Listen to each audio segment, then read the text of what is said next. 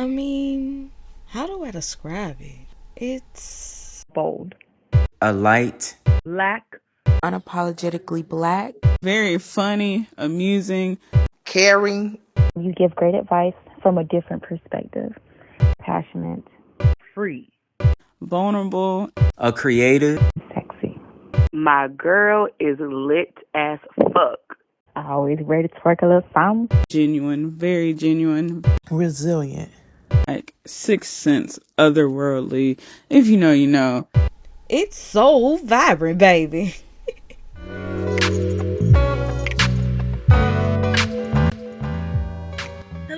Hello, everyone, and welcome to So Vibrant, the place where music, history, and culture collide. I am your host, Lady AC, and as always, I hope you had a good week, because honey, you made it to the weekend, so you're going to be all right. We have no choice, so you're going to definitely take it from me. We're going to be just fine. So we have come officially to the end of the month of May, and as you guys know, May has been my time to really highlight the awareness of Mental Health Awareness Month, but also it's known as Masturbation Month, which I took the chance to highlight or begin to talk about the importance of sexual wellness. Since we're at the end, I wanted to do a show catered to combining both of those wellnesses and showing how really they go hand in hand. And so that's why I'm so excited for today's show, because I hope that this begins your journey of understanding just how much important it is for us to be in touch with ourselves, along with being in touch with each other. So I have a very special guest who can give us a little bit more information on that unique but yet powerful and essential need of touch. So I'm going to give you some great music as always, and we're going to go into our first musical break, and we'll get on into it.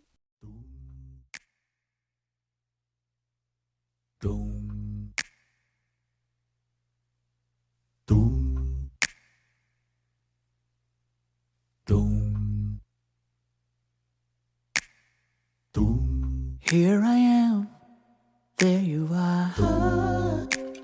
Why you gotta be so far? Come here, baby, right now, baby. Cause I wanna give it to you crazy. I got what you want and need, oh baby. And I gotta have you, whoa. Come to me, baby. Come to me, darling. Let me love you right now. You want it now. Let me love you. Let me hold you. Oh, let me love you right now. You want it now. Oh. Now there you are. Here I am, we face to face, and it's in your hands. Ooh, baby, take control of that tantric love. We're soul to soul. I know you got me going crazy. I love your love, I'm stuck and feeling lazy. I'm horny and you want it while you playing. If you want it like I want it, why you waiting? Come to me, baby. Come to me, darling. Let me love you right now. You want it now. Let me love you. Let me hold you. Oh, let me love you right now. You want it now. If you want it, show it, babe. Gotta have it, then prove it, yeah. If you want it, show it, babe. Gotta have it, then prove it, yeah. If you want it, show it, baby. Gotta have it, prove it, yeah. If you want it, show it, baby. Gotta have it. Ooh, say yeah. Say yes. Say yeah. You don't have to be afraid of my love. If you're hungry, if you need it, I am. If you want it, show it, babe. Gotta have it, throw it out.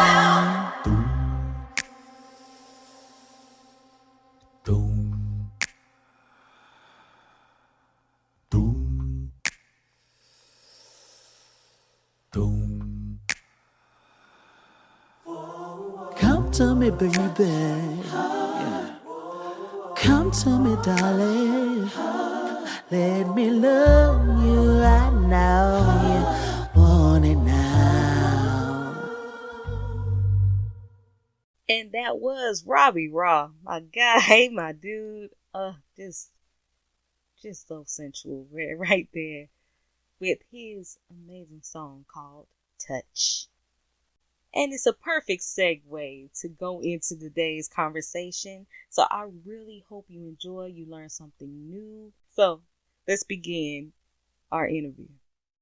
Amazing, wonderful, but definitely owner of and just certified great. I'm picking her up, but I really do love the work that she does. Miss Versandra Kennebrew, the professional certified touch artist. How are you today? You know, I am wonderful and so excited to be sitting down with you today and talking about a topic that I really do believe could change the world. Oh, absolutely. Completely. So that's why I had to get the best to talk about it. I had to. So what we, of course, start talking about. So just to let you know, if you didn't know, that May is known as Mental Health Awareness Month, but it's also known as Masturbation Month. And so with that, a lot of people tend to think, sexual wise or go automatically into, intimacy, freaky, all those different words people use. But I really think, and what is so amazing about your work, that people don't realize the importance of touch to our overall well-being. Yes. And that is basically the center of your work. What made you want to talk about, or at least begin this journey of teaching people about the importance of touch? Okay, well, it was about 1998 when I was really on this journey. It was a spiritual journey, and I was looking to change my career because I felt like my career in sales, I was in retail sales and management, and I was running 22 stores in 3 states across Maryland, DC, and Virginia. And I was rush, crazy, working all day, about, sometimes 12 to 15 hours a day. And I wanted to make a change that would align with where I was being led spiritually. So I began to have these dreams about my grandmother who raised me, and she was an Annabelle Hunter.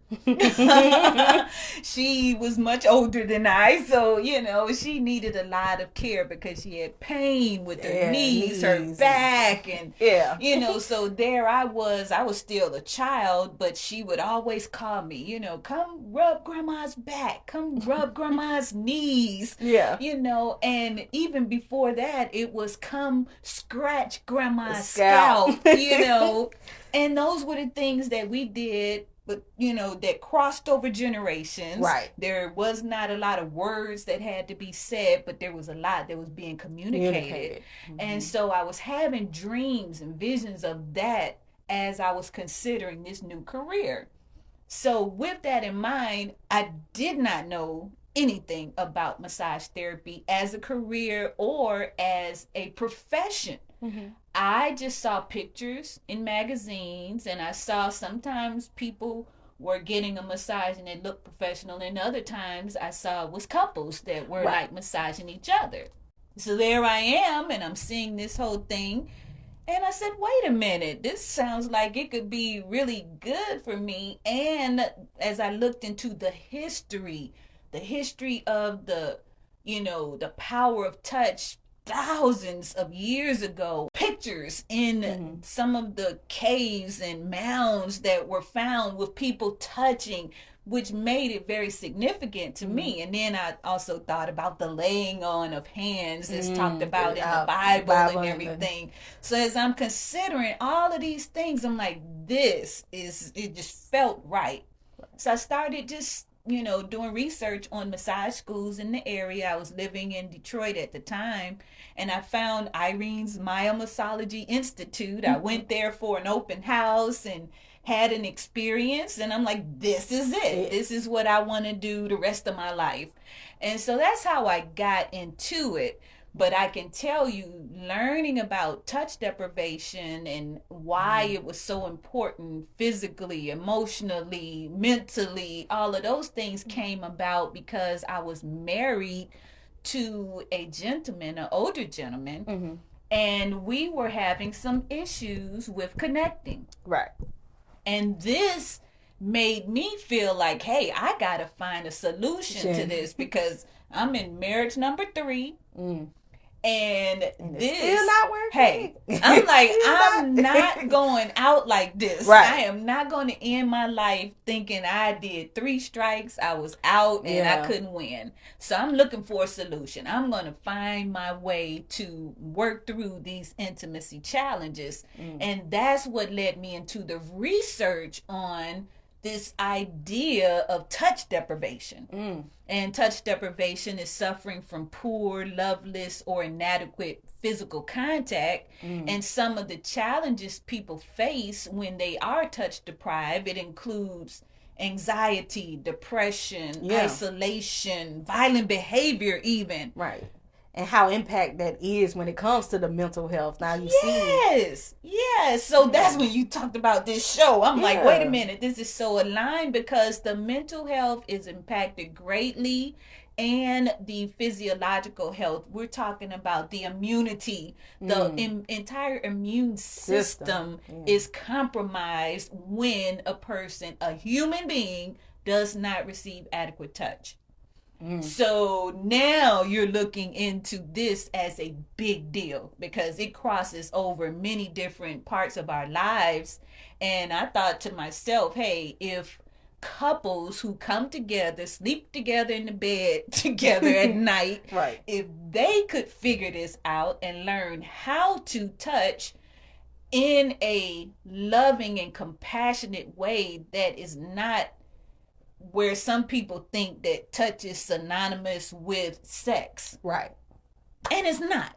Intimacy has nothing to do with sex. Intimacy is connection. It's, I like to refer to one of the very popular pastors out there, Pastor T.D. Jakes. He talks about intimacy as into me, see.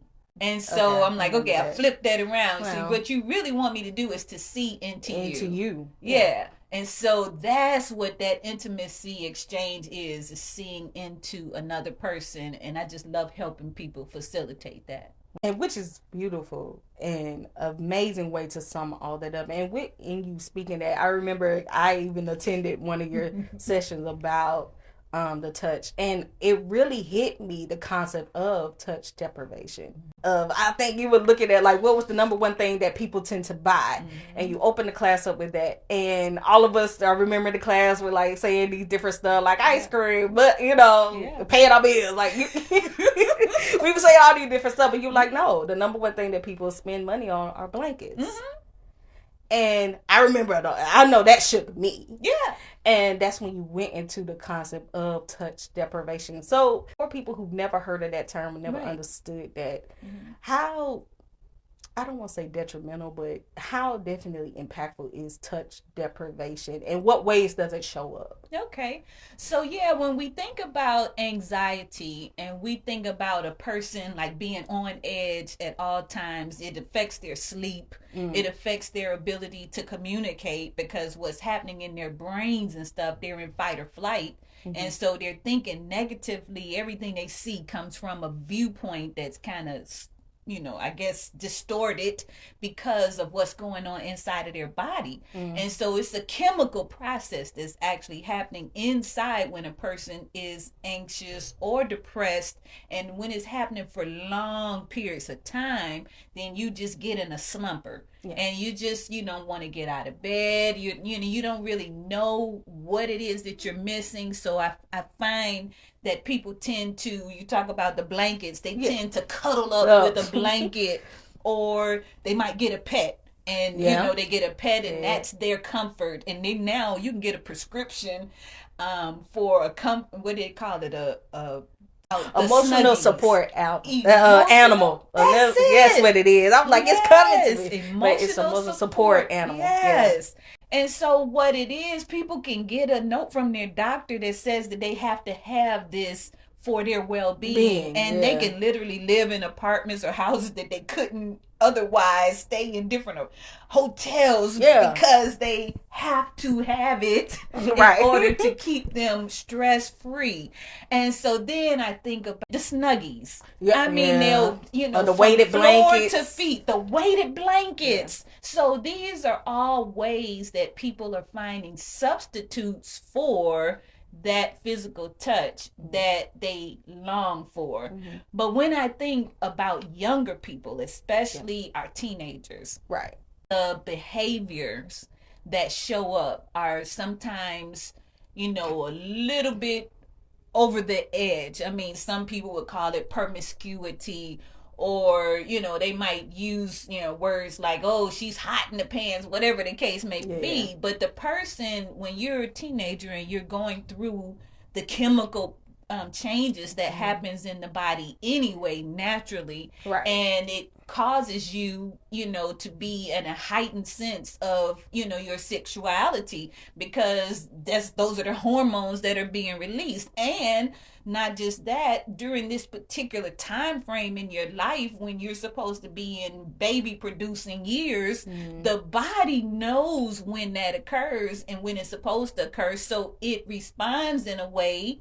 And so when you don't understand that what you are seeking is touch, you want a hug, you want somebody to be close to you and embrace you and make you feel safe and secure. Well, if you don't understand what you're really longing for, you might think that it is sex that you're wanting, and you get involved in something sometimes too early, way too early for your mind to even be able to process what's going on, all because you feel this longing on the inside and you just want to feel that void, or but once you understand the importance of touch, children that are brought up and they understand the importance of touch, they hug and kiss and hold their parents, and they greet with hugs and stuff. They are not confused about the difference. They can feel the difference. But for a child or teenager that has not had that in their family life, it's not a part of their upbringing. I was just going to say that there are a lot of adults who are still searching, because they never got that. So how you expect them to navigate it? Exactly. And that's the reason why I know we're not just talking about this, but I'm bringing up the fact that I just recently wrote a book, Touch Me with Love, Intimate Alignment for Couples Through Touch and Yoga.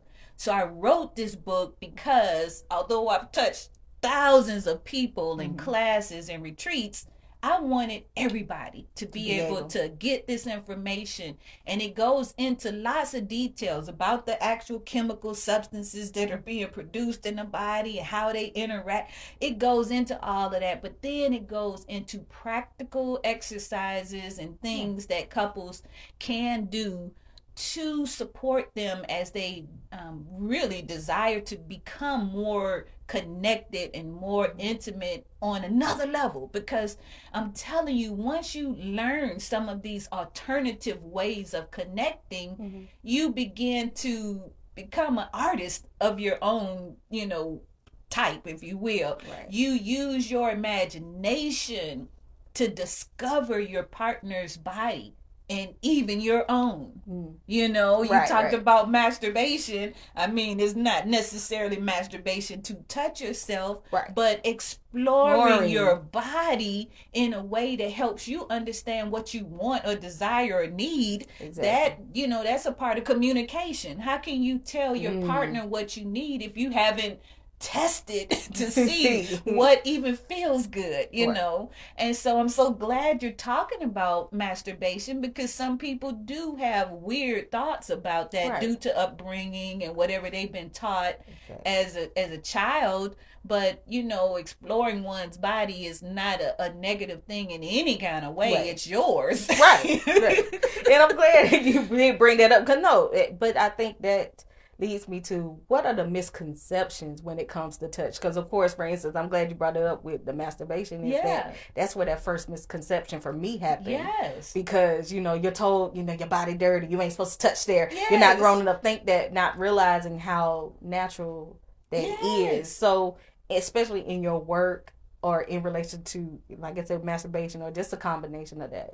What are the misconceptions you saw? Well, I'm glad you mentioned that first one. Because that was also a chapter in your book. I think chapter 14 was about the misconceptions. Absolutely. So, yeah. And so, you know, then there's the one that I mentioned kind of passingly about people believing that touch is a prelude to sex.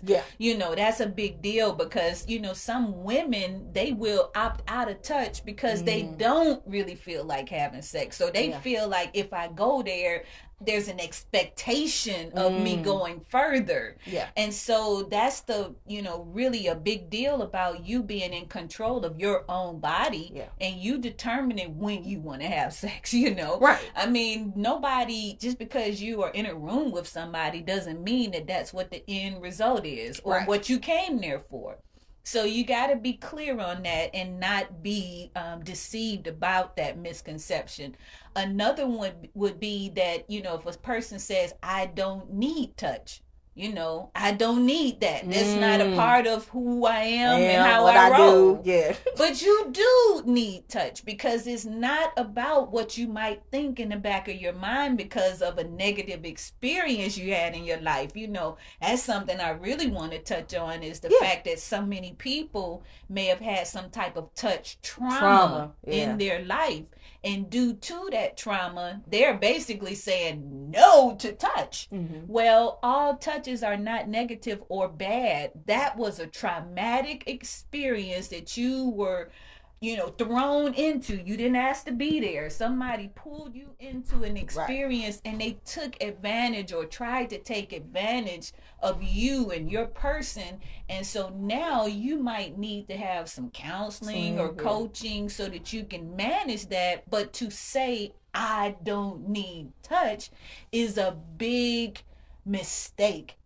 Because you are saying, I don't need my immunity to be strong and healthy. You're saying, I don't need my well-being to be such that I'm not depressed and, you know, feeling anxious all the time. That's what you're saying if you're saying, I don't need what you were created to experience as a human being. Well, what do you say to people who like, I just don't like touching. I don't like being touched. I just say, have you ever thought about why? That's if you just put the seed, just plant the seed. Because I don't want to force anybody to believe that they've been traumatized, because some trauma is way back in the back of your mind, and you know, your brain has this ability to kind of shut things off if it hurts you too much so that you won't experience too much pain from it. But what I can say is, if a person has experienced a touch trauma, if they are not able to get the support from a psychologist or a therapist or something, it's gonna follow them into their relationships. It's gonna follow them into their aging process, and they're just not going to get the best out of life because they're denying themselves of something that their body just needs, you know. And so, I asked them to think about why and leave it alone so that they can meditate on it. Maybe go somewhere quiet and just, you know, ask yourself, I wonder why I hate touch. And if you just really, I mean, I know the body is intelligent like that. If you ask the body a question, if it can have a yes or no answer, the body will respond to it, and that's through kinesiology. But that happens to be another thing that I practice. But if if a therapist or practitioner or somebody that did kinesiology were to ask the body, you don't have to say it in words. Have I experienced touch trauma? Have I been abused through touch? And we can do muscle testing and it'll tell you whether the answer is yes or no. Right. That's deep.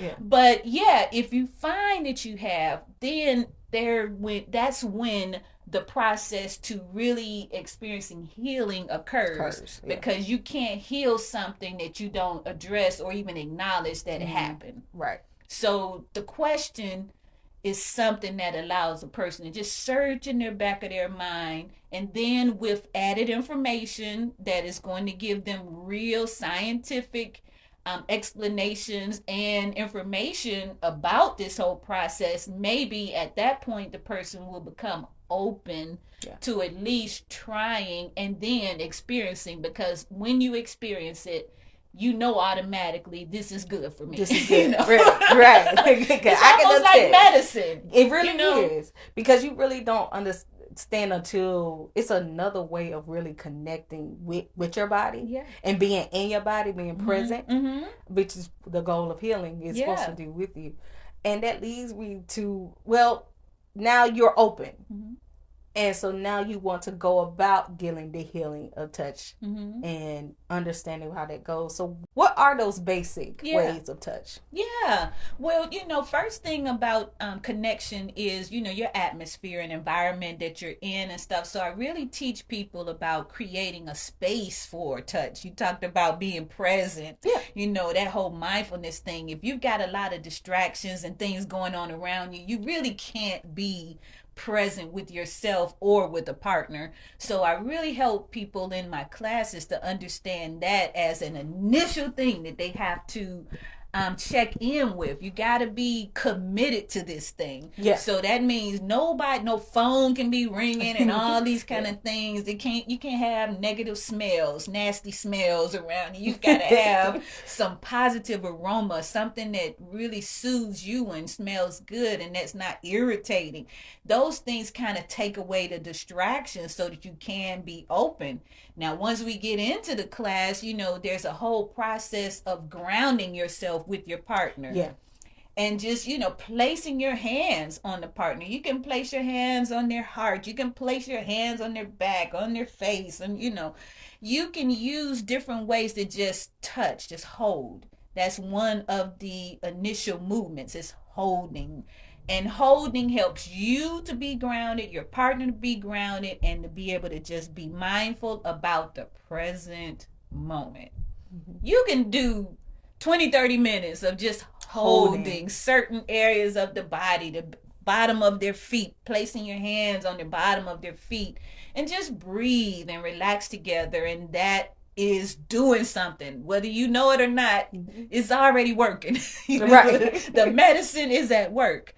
But then there is tracing, and just done with your fingertips, and you generally use tracing on your bony landmarks or where there is a line on the body. So like your hairline, you can trace your eyebrows right around the top or below your eyebrows. You can trace around the person's lips. But then as you look for bony landmarks, like the clavicle, that's the muscle or the bone around the neck area, just below your neck.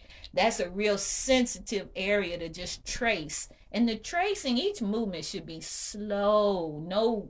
You're not in a race. No, you're not coloring in or scribbling.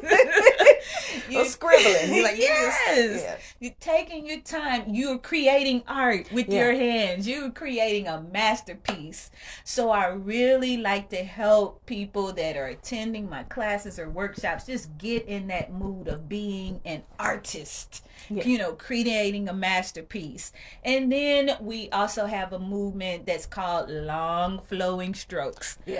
And that is really like the baseline of a Swedish massage is long flowing strokes. But I try to make sure the distinction is made between being a touch artist and being a professional practitioner, because I am that as well. I'm a professional practitioner who has been doing many forms of massage therapy, and so I am not teaching that in my class. Right. I'm teaching for the novice who has never done anything in a professional way, and showing them how they can help their partner, their family members, even their children. But then I also love this new certification program. Right. I have 3 certified touch artists that have worked with me over the years. I mean, I have one in Montreal, Quebec, and she's dynamic. And I have another one in Guam. I have one in Florida. And so I'm just excited about expanding this and teaching other people to use these skills. And I especially want to reach out to therapists that work with couples, so marriage counselors, marriage ministry leaders, even, and relationship coaches. I want to give them another modality to include in their practice, because you're teaching other people, but you don't have to touch another person to teach them. And so, but I do think that connection part is so essential, that we need as many practitioners out there that are working with couples, preparing them for marriage. If a person's engaged, hey, you need to understand your partner's love language, and if it happens to be physical contact, you need to know how to deliver that physical contact in creative ways. You don't want to do it the same way for the rest of your life, So if you aren't creative, you might find yourself just rubbing a person's back and saying, okay, I'll give you a back rub, and that's all you got to give. Hey, you got a whole body. Learn to create and get that masterpiece going. And hey, I know that artists, they sometimes will create a masterpiece, and in their creative mind, they don't think that it's good or whatever that they come up with in their mind. And they'll take a white paint and just cover the whole thing and start all over again. And that's what you'll be doing as a touch artist, starting all over again every time you come and spend that intimate time with your partner. You'll be able to create something special that you guys can talk about. That's a part of the process, the communication that's happening, becoming vulnerable and talking about how that made you feel a certain kind of way, and explaining how you might want it instead. That's communication that will take you through your whole entire relationship. You can just get so much from it. So I'm just loving that you've invited me to come on your show, and all of your thousands of listeners. I'm hoping that they will take something away from this that they can use right away to practice, the art of touch. But I'm just going to tell you, the reason why I chose couples as my target audience was because they are committed to their relationship. And when you're committed to something, you don't mind investing in that something. Shout out for my single people, because I think there are some people who are listening to this like, oh, is this only for, or I can't wait to do this, but I don't have a partner, or I want to be involved. So what do you say to single people who want to understand touch or dive into this? And or are your classes welcome for single people? Absolutely, they are. Although my retreats are for couples, I like to do retreats for individuals too. Some people don't understand that the first relationship you need to invest in is the one with yourself. And that's where self-care comes in. And I bring the self-massage into that practice. So it is definitely a part of this whole idea of bringing more connection and intimacy, even to that one relationship you have with yourself. I mean, the time you spend in the bath, the time you spend in the shower. And I say bath first because you can get that water just right. You can put your aromatherapy in there and put some oil in there that makes it silky smooth as you touch yourself, Yeah. and explore your body. I mean, you'll find that you might have aches or pains someplace that you didn't even know was there, because you can't feel it until there's some pressure placed on it. So I really think that individuals who are not coupled up can truly benefit from this practice just as well as those who are couples. And see, this is so good for me because I'm single now too. Yeah. But I believe in the law of attraction. Yeah. And I believe that if you know your body so well and you've explored it and you've created this feeling that you know you like and you enjoy, then you can attract that to yourself because you know what you're looking for. Yeah. But you can't attract something that you don't even know you want. And if you're like me and you're wanting to have a healthy, sensual, it doesn't have to be sexual, but whatever, intimate relationship, you want to draw that type of energy towards yourself. And although I am single, it doesn't mean that I don't explore. Right. And I have a beautiful soul that I spend time with, and he is neurodivergent. And so I'm bringing this up because I think it too is very relevant. That does affect with their ability when it comes to understanding communication, social cues. That's big. All of that. Yeah. And most people that are neurodivergent are touch deprived because people don't know how to respond to them. They think that, okay, you have this, this process that you do. You might do this 3 times. You might, you might have a sensitivity to sound.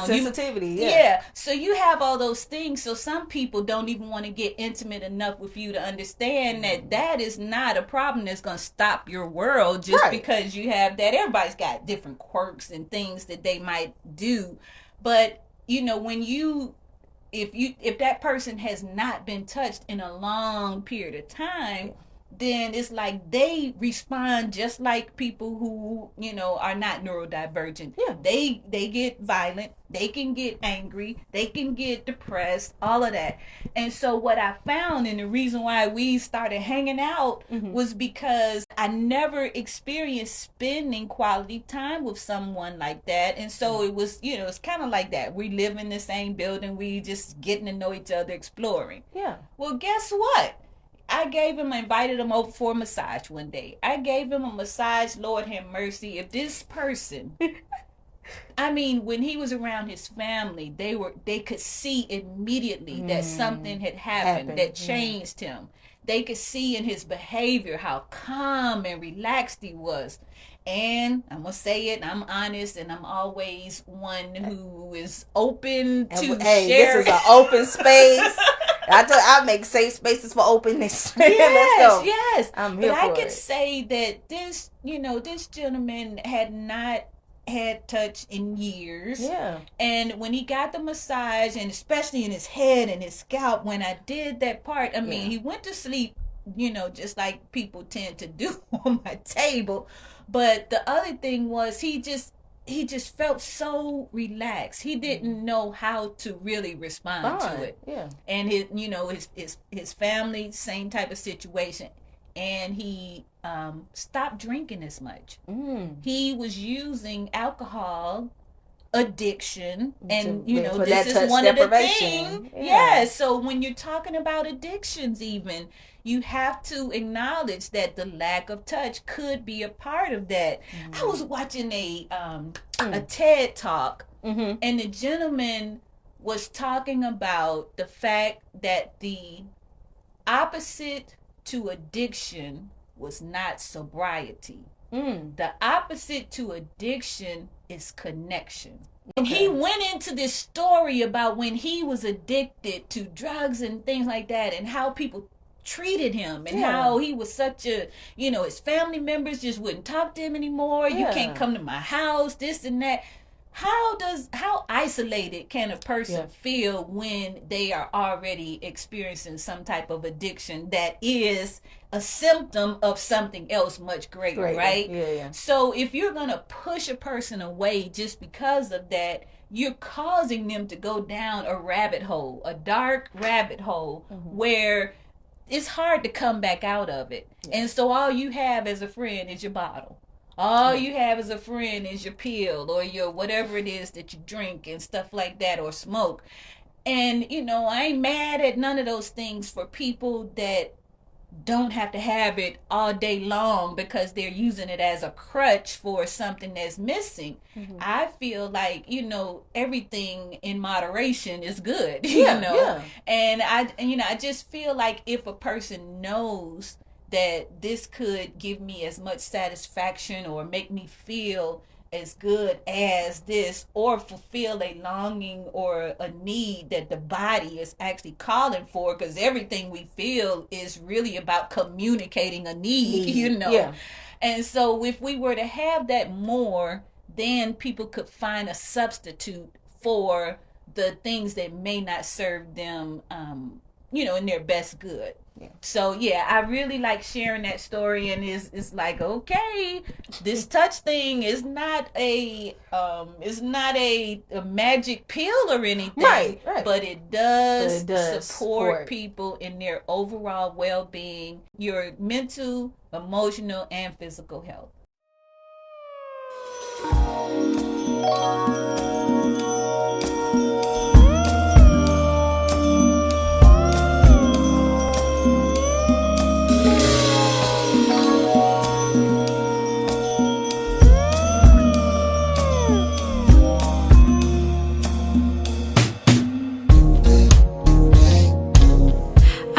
To get out my head, try to declutter my space, feng shui, get out my own way.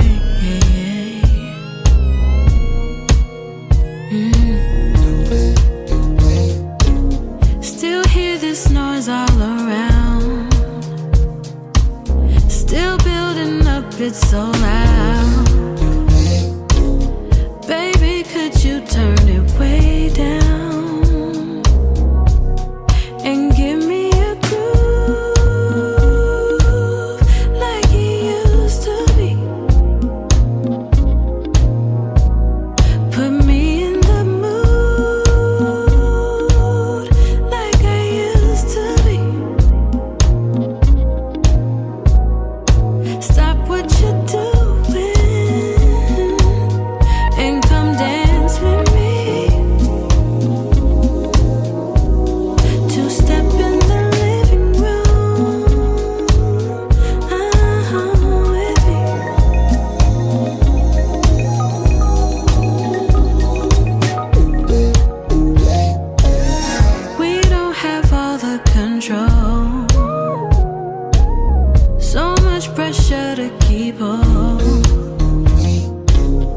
It's clear that we just don't know, and it's alright. Don't wanna think anymore. Throw the numbers at the door. Just know there's 4 on the floor for the whole night. Give me a groove like you used to be.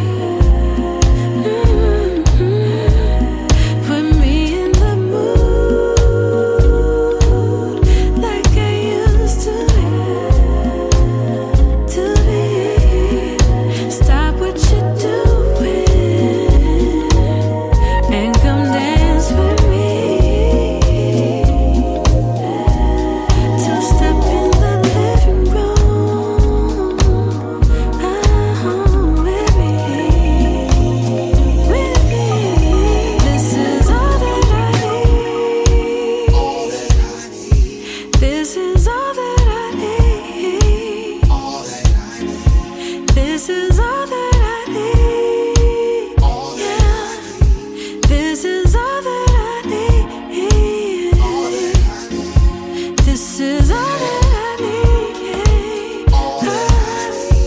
This is all that I need. All that I need. This is all that I need. All that I need. This is all that I need. All that I need. All that I need.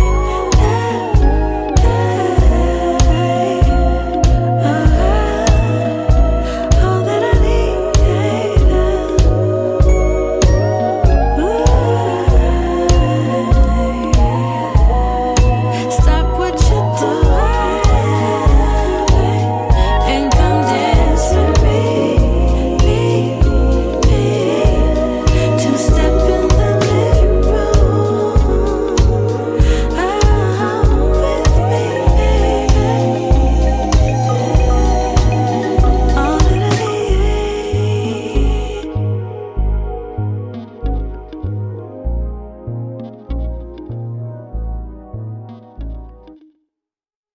And that was Terrace Martin featuring Alex Isley with Two Step in the Living Room. Now let's get back to the conversation. So for people who are interested in either whether taking your classes or becoming a professional touch artist, as you say, what are the steps or what is that process for them? Well, I really invite all of your listeners and anyone interested in learning more to go to optimallivingretreats.com. optimallivingretreats.com is my online world. This is where I do online classes, I do workshops, I do seminars, and it's also where you will find the schedule for upcoming retreats. And I do have a space here in the beautiful uptown Columbus, Georgia, just a couple of blocks off the Riverwalk. And I work with clients here too, because some people want to work with me one-on-one. It's just them and their spouse or their significant other, and we're in a room and like we're right here now in this beautiful room, and we have the candles all lit, and it's a vibe in here, y'all. Like I wish you could see it, but we definitely got a vibe going on. But I like doing that, and but then there's also the books. So you can go when you go to VersandraKennebrew.com. That is my name, VersandraKennebrew.com. You'll find my books. 3-4 of my books are there, and you can get those. But I like to say that after hosting a television show for about 4 years here, I now have lots of interviews and demonstration type videos that are available. I want people to really consider things that are going to serve your highest good for more than a day, more than an hour. This is something that can take you through your entire life. It's a tool and a resource that can assist you all of your life.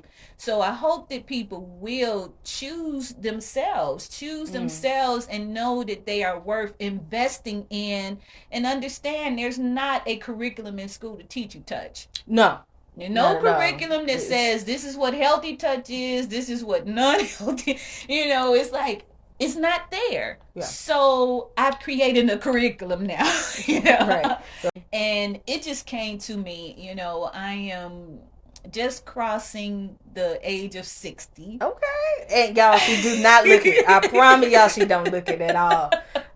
Yes. Congratulations. Yes, thank you.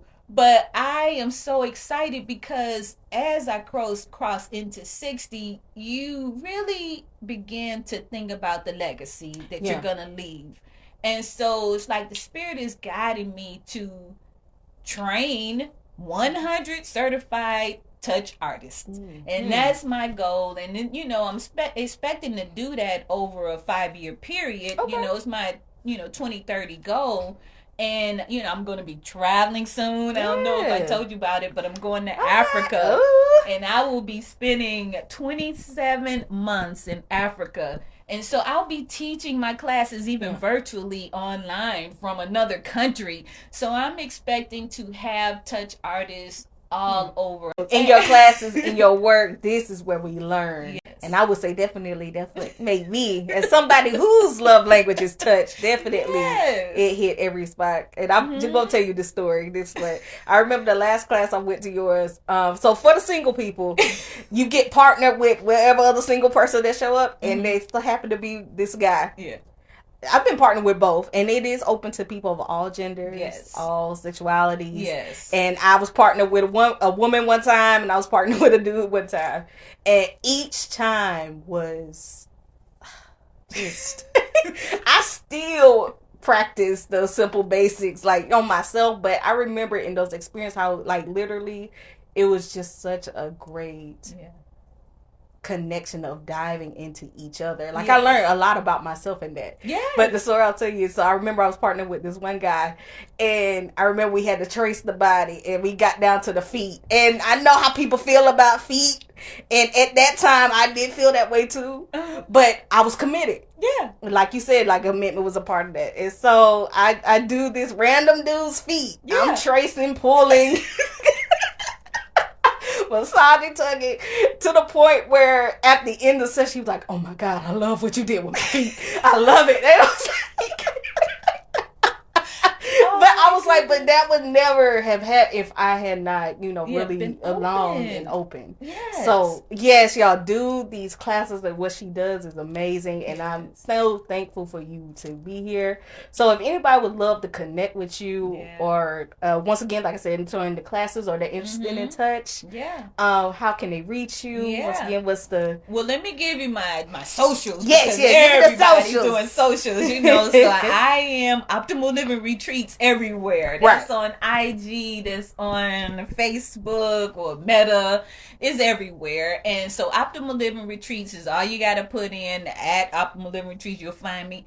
And then the other thing I want, and YouTube is, on YouTube, it's Optimal Living Starts Here. Because that's the name of the show. And my podcast. Yes. So, and she has a podcast. Yes. Yes. So Optimal Living Starts Here is my podcast as well. So that's kind of how that handle got there. But I, besides the socials and everything, and YouTube, I have a membership program. Okay. It gives you access to all my holistic lifestyle materials, videos, all this kind of good stuff for an entire year.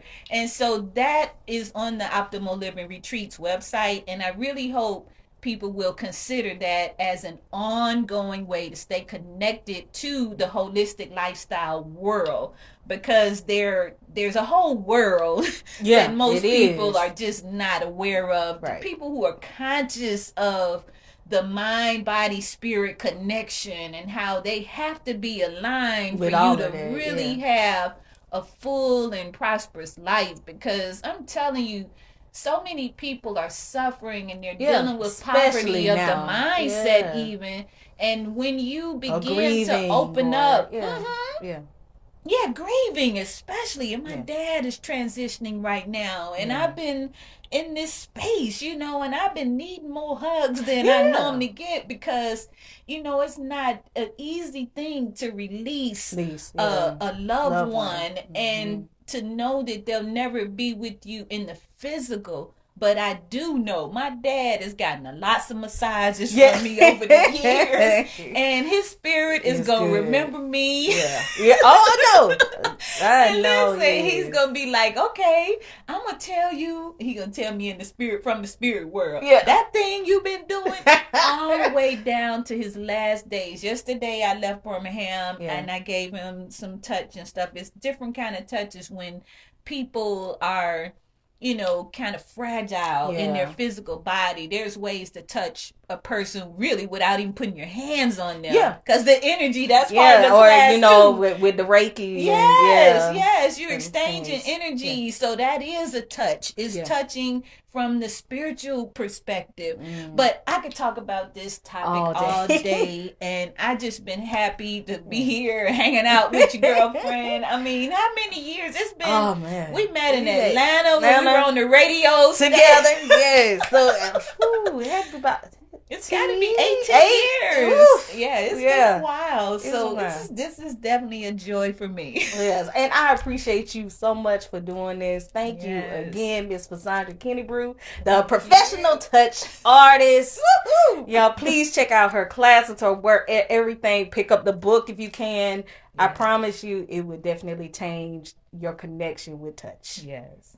So thank you again for doing this. Love you. Yes, love you too. Love you. I shade to your family, your dog. I know that's definitely a tough time, but you know, always love. Yes. And please, if you're welcome to come back, we can do this again. Yes. But we can definitely do it again. Oh, yeah.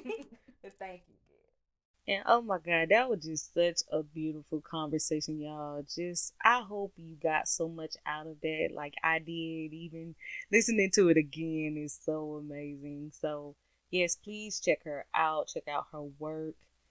And of course, you can always check me out, hit me up on social media. Facebook.com is Queen Lady AC. On Instagram and Threads, it is _ I am Lady AC. On X or Twitter, it is capital I am Lady AC, and Substack is Lady AC. Before I get out of here, y'all, and I just want to say this is the last absolute day to vote for me in the Women's Podcast Awards. So please run up them numbers. Today is the final day. Yes, final day. Voting officially closes at 11:59 p.m. Eastern time tonight. So please get your votes in. But once again, the website is womanspodcasters.com/awards. Click on the vote. Then you're going to scroll down to where it says vote a form. Click on the vote form. And I am in the category of news and entertainment for the podcast categories. I truly appreciate you. Love you. And until next week, y'all, stay in touch.